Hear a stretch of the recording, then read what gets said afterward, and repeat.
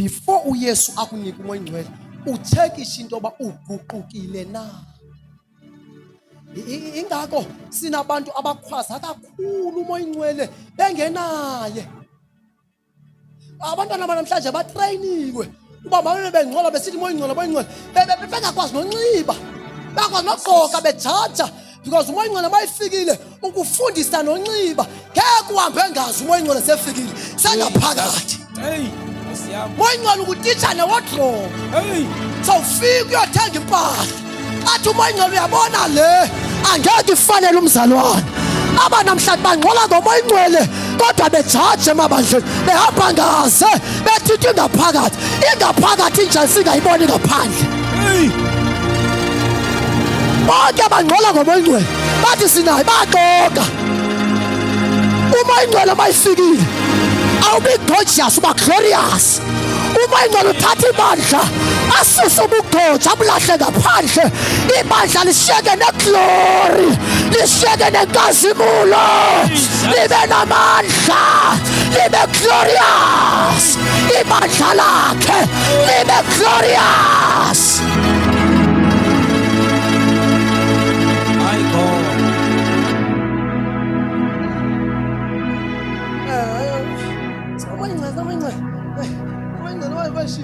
Amakhwapha ngaphandle sinamoya into yamasikisi.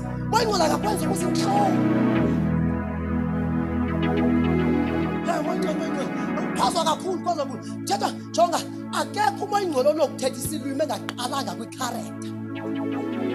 The sign that you have encountered the Holy Spirit sibona nge-character.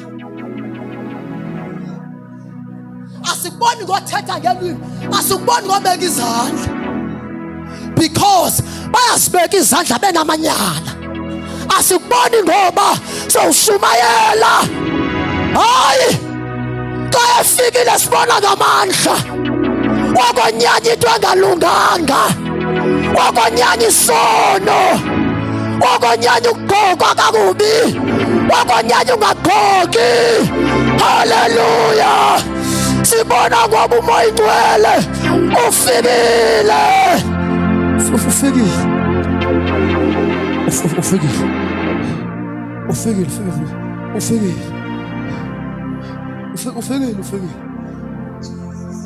Bagqoka tight namhlanje nasezindlini zokhonza. Mase sinomoya ingcwele begqoka tight endlini zokhonza. Andithethi ngaphandle, thela lapha ngaphakathi. Oskini jini abakazugqoka. Umoya ingcwele wantitsha ukugqoka. Angantitshwa iqhawe, atitshwa nguye. Uyafundisa inhlalo kwanjwa kanje iyakhatywa ke le. Umoya ingcwele mayifikile uyakhaba. Zikhona ezikhatywayo mangabani umoya ingcwele efikile kuyakhatywa. Haleluya.